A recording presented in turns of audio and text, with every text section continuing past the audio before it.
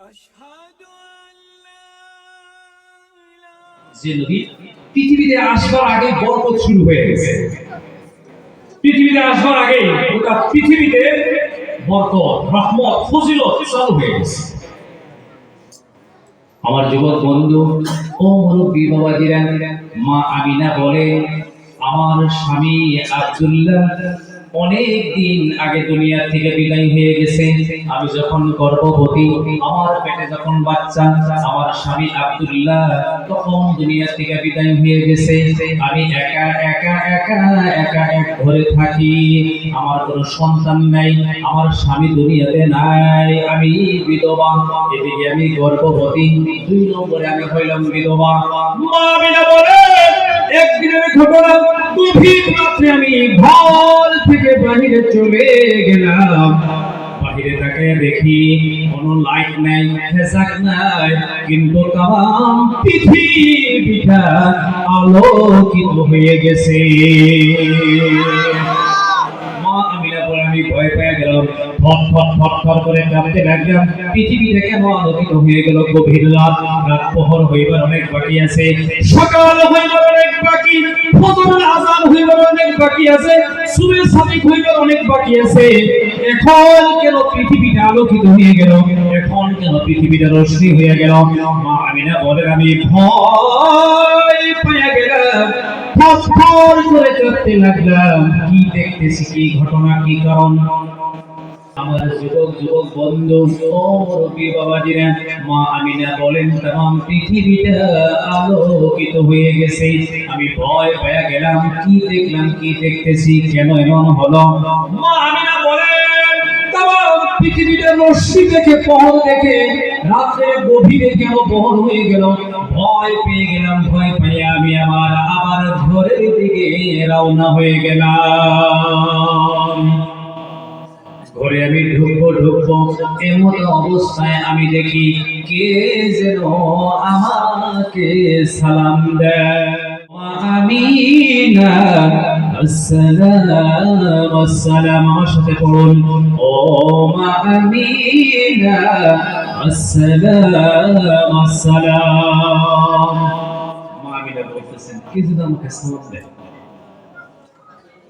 আমার যুবক বন্ধু, এইবার মা আমিনা বলেন, আমি ঘরে ঢুকে যাব, দরজার কাছে চলে গেলাম, ঘরে আমি ঢুকে যাব। আমি আকাশের দিকে তাকাইয়ে দেখি আকাশের চাঁদ আকাশে নাই। আল্লাহু আকবার বলেন, আল্লাহু আকবার। আমি আকাশের দিকে তাকাইয়ে দেখি আকাশের চাঁদ আকাশে নাই। আমি ভালো করে লক্ষ্য করে দেখি আকাশের চাঁদ আমার মাথার কাছে এসে গেছে। আল্লাহু আকবার বলেন, আল্লাহু আকবার।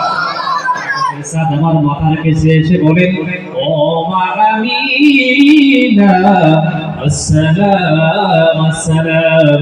তুমি ভয় পাও না, তোমার কোনো ভয় নাই, তোমার কোনো চিন্তা নাই। ও মা আমিনা, আমি আসমান থেকে, আকাশ থেকে আমি নেমে আসলাম।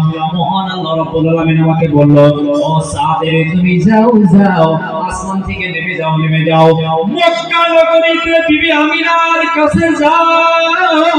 বিবি আমিনাকে দিয়ে তুমি খুশখবরি বলে দাও, তুমি বিবি আমিনাকে বলে দাও, ও মা আমিনা, তোমার কোনো ভয় নাই, তোমার কোনো ভয় নাই। আমি সাদ বলে গেলাম, তোমার পেটে যে বাচ্চা আছে উনি আখেরি জামানার নবী হয়ে যাবে। তোমার কোনো ভয় নাই, তোমার কোনো চিন্তা নাই। তুমি ঘর থেকে বের হয়ে গেলা, তখন পৃথিবীতে তুমি আলোকিত দেখলাম। এটা তোমার জন্য নয়, কোনো লাইট, কোনো বাতি প্রহর করে নাই। তোমার পেটে যিনি আসছেন উনি আখেরি পয়গম্বরের বরকতে तमाम পৃথিবীটা আলোকিত হয়ে গেছে। মা আমিনা বলেন, আমি ঘরে ঢুকলাম, খুব ভয় পাইলাম, ঘরে ঢুকে গেলাম। আমার যুবক বন্ধুরা ও মুরব্বী বাবাজিরা, এইবার মা আমিনা বলে, আমি ঘরের ভিতরে ঢুকে গেলাম, থর করে আমি কাঁপতে লাগলাম। কিছু সময় পরে দেখি আমার ঘরের ভিতরে বিরাট সুন্দরী, রূপবতী, পুণ্যবতী, ভাগ্যবতী এক মহিলা আমার ঘরে এসে উপস্থিত হয়ে গেল। আমি আবার ভয় পেয়ে গেলাম, থর করে কাঁপতে লাগলাম। জিজ্ঞাসা করলাম, কে গো তুমি? তোমার তো আমি কোনোদিন দেখি নাই। তোমার বাড়ি তো মক্কা নগরীতে নয়, মক্কা নগরীতে তো এমন সুন্দরী রূপবতী পুণ্যবতী মহিলা নাই। কই থেকে আসলা? তোমার বাড়ি কোথায়? তোমার ঘর কোথায়? মা আমিনা বলতেছেন, তখন ওই সুন্দরী পুণ্যবতী রূপবতী মহিলা বলেন, ও মা আমিনা, কোনো ভয় নাই, কোনো চিন্তা নাই, আমি তো মক্কা নগরীর কোনো মানুষ নই। তুমি আমাকে কেমনে দেখবা? আমি আসলাম আল্লাহর জান্নাত থেকে, আমি জান্নাত থেকে আসছি। তাহলে তোমার পরিচয় দাও, তোমার তাআরুফটা দাও। তখন তিনি বলতেছেন, ও মা আমিনা, আমি জান্নাতে অবস্থান করি, জান্নাতে আমার বাসস্থান। মহান আল্লাহ রাব্বুল আলামিন আমাকে বলতেছেন, ও বিবি আসিয়া, আমি হইলাম অতীত যুগের ফিরআউনের স্ত্রী, আমার নাম হইল আসিয়া। আমি আল্লাহর জান্নাতে বসবাস করি। মহান আল্লাহ রাব্বুল আলামিন আমাকে বললেন, বিবি আসিয়া রে, যাও মক্কা নগরীতে যাইয়া বিবি আমিনার কাছে একটা খুশখবরি বলে আসো। কিছুদিনের ভিতরে এই বিবি আমিনা আখেরি পয়গম্বরের মা হয়ে যাবে। মহারাজা বলেন, উনি এই গুড মেসেজ খুশখবরি আমাকে দিয়া উনি অদৃশ্য হয়ে গেলেন, ঘর থেকে বাইরে গেলেন। আমি ভয় পাইতে লাগলাম, আমার ভয় শেষ হয় না, আমার ভয় শেষ হয় না। এবারে মা আমিনা বলেন, কিছুক্ষণের ভিতরে আরেকজন সুন্দরী রূপবতী মহিলা আমার ঘরে ঢুকে গেল।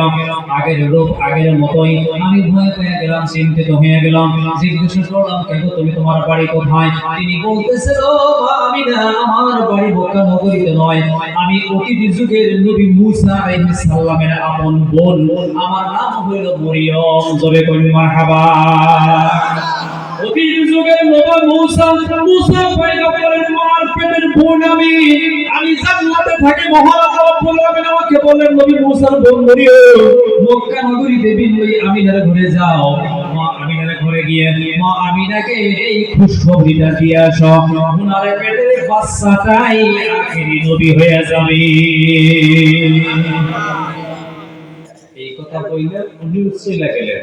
মা আমিনা বলেন, এরপর থেকে আমি একা ঘরে থাকি। আমার বাচ্চা কাচ্চা নাই, আমি গর্ভবতী। 2 নম্বরে আমি বিধবা, স্বামী নাই। কখনো গভীর রাত্রে আমার কানের মধ্যে এসে যায়, কে যেন খালি আমাকে সালাম করে, মা আমিনা আসসালাম। আমি ডাইনে তাকায় দেখি মানুষ নাই, বামে তাকায় দেখি মানুষ নাই, ঘরের সামনের দিকে তাকায় দেখি মানুষ নাই। কে আমাকে সালাম দেয়? আমি ভালো করে লক্ষ্য করে দেখি গো, আমার ঘরের কোনায় থেকে আমাকে সালাম দেওয়া হয়। কখনো ঘরের আমাকে সালাম দেয়, কখনো আমি যে বিছানায় থাকি, ওই বিছানায় আমাকে আখেরি নবীর মা বলে সালাম জানাইয়া দেয়। আমরা সেই নবীর উম্মত, জোরে একবার মারহাবা। ও যুবক বন্ধু, আমার মুরব্বী বাবাজিরা গো, এরপরে মা আমিনার কাছে একদিন বাবা আব্দুল মুত্তালিব মা আমিনাকে ডাক দিলেন। মা আমিনাকে ডাক দিয়ে পাশে আনলেন, বললেন, বৌমা বসে যাও। ওই যুগে একটা নিয়ম ছিল, ওই যুগের মহিলাদের স্বামী মারা গেলে তারা আর কোনোদিন কোনো সেন্ট, কোনো সুঘ্রাণ লাগাইতে পারবে না। ওটা তদানীন্তন আরব আমিরাতের নিয়ম ছিল, জামানায় জাহিলিয়াতের নিয়ম, মূর্খদের নিয়ম। কথা বোঝা গেছে না? একদিন মক্কা নগরীর কতগুলি মানুষ আব্দুল মুত্তালিবের কাছে এসে গেলেন। বলেন, আব্দুল মুত্তালিব, আপনি মক্কা নগরীর লিডার, আপনি সর্দার, আপনাকে আমরা মানি, কিন্তু একটা ঘটনা, এই দেশের নিয়ম যে মহিলার স্বামী মারা যায় সে আর খুশবু লাগাইতে পারে না, কিন্তু তোমার বৌমা আমিনা রাস্তা দিয়ে যখন যায় তখন ধারণা হয় তোমার বৌমা আমিনা খুশবু লাগায়। ওর তো স্বামী নাই, ও তো বিধবা। আপনার পরিবার থেকে যদি মক্কার নিয়ম ভঙ্গ করেন তাহলে আমরা কেমন করে চলবো? আব্দুল মুত্তালিবের মনটা খারাপ, একটু একটু করে হালকা হালকা করে গুসা উঠলো। দৌড়ে বাড়িতে গিয়া বৌমা আমিনাকে ডাক দিল, বৌমা আমিনা, মক্কার মানুষ তোমার নামে বিচার দিয়েছে। বলে শ্বশুর আব্বা আব্দুল মুত্তালিব, কি বিচার কি বিচার? বলে বৌমা, তোমার তো স্বামী নাই, আমার ছেলে আব্দুল্লাহ তো দুনিয়াতে নাই, তুমি যে এখন বিধবা, তুমি কি জানো না জানো না মক্কা নগরীর বিধবা মহিলারা কোনো খুশবু লাগাইতে পারে না, তুমি রাস্তায় বের হয়ে বলে খুশবু লাগাও। মা আমিনার চোখ থেকে টপ করে পানি বের হয়ে গেছে। মা আমিনা বলে, শ্বশুর আব্বা শুনেন শুনেন, পৃথিবীর কোন মানুষের কাছে আমি বলি নাই, কোন মানুষের কাছে আজ পর্যন্ত আমি বলি নাই, যেদিন থেকে আমি গর্ভবতী হয়ে গেছি শ্বশুর আব্বা, এই বাচ্চা আমার পেটে ধারণ করেছে, সেদিন থেকে আমার তামাম বডি তামাম শরীরের মধ্যে মিশে আম্বরের ঘ্রাণ বের হয়ে গেছে। আমি কোনো খুশবু লাগাই নাই, আমি কোনো আতর গোলাপ লাগাই নাই, এটা আমার খুশবু নয়, খুশবু নয়, শ্বশুর আব্বা আব্দুল মুত্তালিব, এইটা আমার পেটে তার খুশবু বের হয়ে গেছে। জোরে একবার বলা যাবে কি মারহাবা? যে নবী পৃথিবীতে আসবার আগেই বরকত মানুষ তোমার নামে বিচার দিল। মা আমিনা বলে, শ্বশুর আব্বা নম্বর ওয়ান, আমি জীবনে কোনোদিন আতর লাগাই না, আমি জীবনে কোনোদিন খুশবু লাগাই না, কোনো গ্রাম লাগাই না। শ্বশুর আব্বা নম্বর ওয়ান, যেদিন থেকে আমি গর্ভবতী হয়ে গেলাম, এই বাচ্চা আমার পেটে ধারণ করলো শ্বশুর আব্বা, সেদিন থেকে আমার তামাম বডিটার মধ্যে মিশে আম্বরের গ্রাম বের হয়ে গেছে। দুই নম্বরে শ্বশুর আব্বা, আমি যেদিন থেকে গর্ভবতী হয়ে গেলাম, যখন মাটির মধ্যে থুথু নিক্ষেপ করি, ওই থুথুর মধ্যেও মিশে আম্বরের গ্রাম বের হয়ে যায়। আমি কোনো খুশবু লাগাই নাই। শ্বশুর আব্বা, এটা আমার পেটে তার বরকত শুরু হয়ে গেছে। ও যুবক বন্ধু, আমার মুরব্বী বাবাজিরা, এইবার মা আমিনা বলেন, শ্বশুর আব্বা পৃথিবীর কারো কাছে আমি বলি নাই, আমার এই বাচ্চা যেদিন থেকে আমার পেটে এসে গেল, আমার স্বামী নাই, আমি বিধবা, আমি হইলাম গর্ভবতী, একা একা ঘরে থাকি, গভীর রজনীতে কখনো কখনো ঘর থেকে, চাল থেকে, মাটি থেকে, ওয়াল থেকে, বেড়াই থেকে আমাকে সালাম দেয়, ও মা আমিনা, তুমি আখেরি জামানার মা হয়ে যাবে।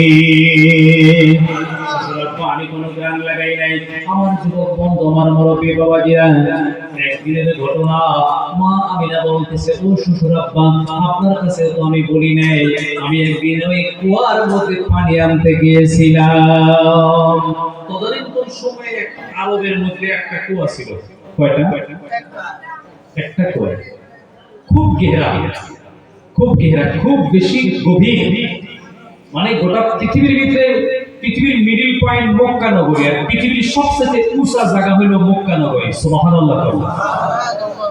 আরবের আকাশে আপনি কখনো মেঘ দেখবেন না, যে স্তরে মেঘ ধরে তার থেকে বহুত উপরে জমিন। সুবহানাল্লাহ। আমার যুবক বন্ধু, মা আমিনা বলতেছে, শ্বশুর আব্বা, আমি গর্ভবতী হইবার পরে মক্কা নগরের মানুষ আমাকে একদিন লোক ধরল, চলো আমিনা, আমার সাথে কুয়ায় পানি আনতে যাবা। 15 দিনের সপ্তাহে একদিনে সব গ্রামের মানুষ একসঙ্গে পানি আনতে যাইতো। কথা বুঝে গেছে কিনা? সকলে রশি নিয়ে যাইতো, একটার সাথে একটা জোড়া দিয়ে একদম সমস্ত গ্রামের মানুষের রশি কুয়ায় ঢাললে বালতি যায় পানি পাইতো। আমার যুবক ভাইয়েরা, কলিজার টুকরা, আমার মুরব্বী বাবাজিরা, এবার মা আমিনা বলেন, শ্বশুর আব্বা, ওরা আমাকে নিয়ে গেল, আমিও রশি নিয়ে গেলাম, আমিও কলস নিয়ে গেলাম। ওইখানে যাওয়ার পরে দেখি গ্রামের সব মহিলারা জমা হয়ে গেছে, রশির সাথে রশি বাঁধতেছে, পাল্টি নামাবে। কথা বোঝা গেছে কিনা? শ্বশুর আব্বা আব্দুল মুত্তালিব, আমি মাত্র কূপের কাছে গেলাম, কুয়ার কাছে দাঁড়াইয়া গেলাম, এক নম্বরে ওই কুয়ায় আমাকে মা আমিনা কইয়া সালাম দিল।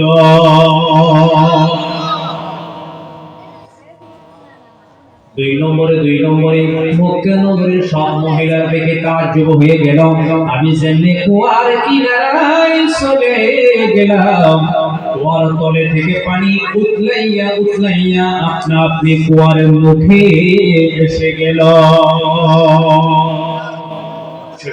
এটা আমার জন্য নয়, আপনার জন্য নয়, মক্কা নগরীর মহিলাদের জন্য নয়, যিনি আমাদের পেটে আছেন ওনার বরকতে কুয়ার তলির পানি মুখে এসে গেছে। আল্লাহু আকবার, আল্লাহু আকবার।